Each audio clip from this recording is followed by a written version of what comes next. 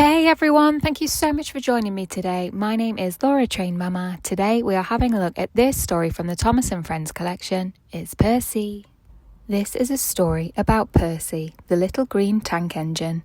He was very cheeky and loved playing tricks on the other engines, but one day he needed to be brave. Percy loved playing tricks on the other engines, but these tricks sometimes got him into trouble. One morning he was being very cheeky indeed. Beep, beep, hurry up, he whistled to Gordon. Your express train's ready. Gordon thought he was late and came puffing out. But when he looked around, there was only a train of dirty coal trucks. Ha ha, laughed Percy, but Gordon didn't think it was funny at all. Next, it was James's turn. Percy told James to stay in the shed because the Fat Controller was coming to see him. James was a very proud engine and thought that the Fat Controller must want him to pull a special train. He stayed in the shed all day, and nothing his driver could do would make him move. The other engines were very annoyed. They had to do James's work as well as their own. At last, the Fat Controller arrived. He was very cross with James, but he was even more angry with Percy when James explained what had happened. When Percy arrived back at the yard, the Fat Controller was waiting for him. You shouldn't waste time playing silly tricks, Percy, shouted the Fat Controller. You should be a useful engine. Later that week, Thomas brought the Sunday school children to the beach. He asked Percy if he could take them home for him. Percy thought that sounded like very hard work, but he promised Thomas he would help. The children had a lovely day, but by the afternoon, there were dark clouds overhead. Suddenly, there was thunder and lightning, and the rain came lashing down. The children hurried to the station. Annie and Clarabelle were waiting for them at the platform. The children scrambled into the warm carriages. Percy, take the children home quickly, please, ordered the station master. The rain poured down on Percy's boiler. Ugh, he shivered. He thought about pretending that he had broken down, so another engine would have to go instead of him. But then he remembered his promise. He must make sure the children got home safely. Percy set off bravely, but his driver was worried. The rain was very heavy now, and the river was rising fast. The rain was getting in Percy's eyes, and he couldn't see where he was going.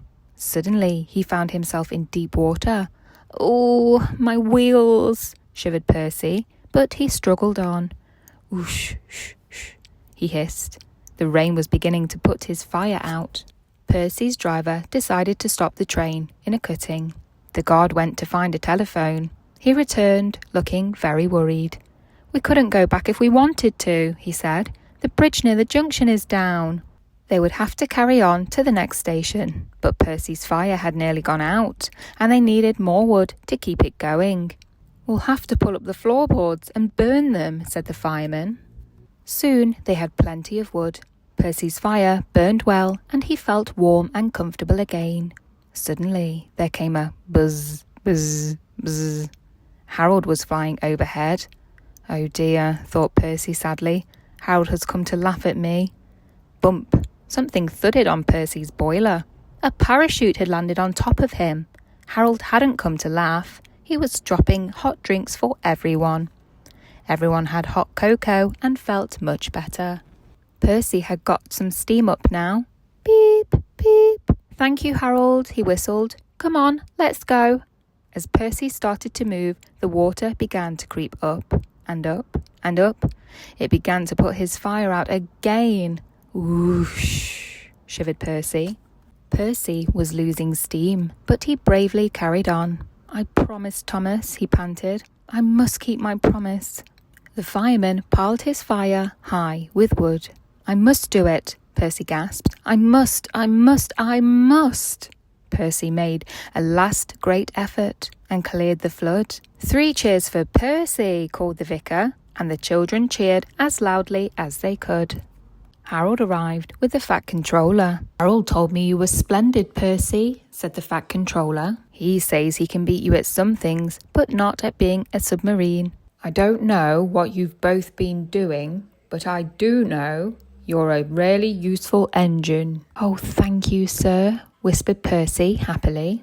The news of Percy's adventure soon got back to the station. Gordon and James heard all about how Percy had kept his promise and travelled through the terrible storm to bring the children home safely. They both thought he was very brave and forgave him for all his tricks. Percy realised that although playing tricks could be fun, it was much more important to be a really useful engine.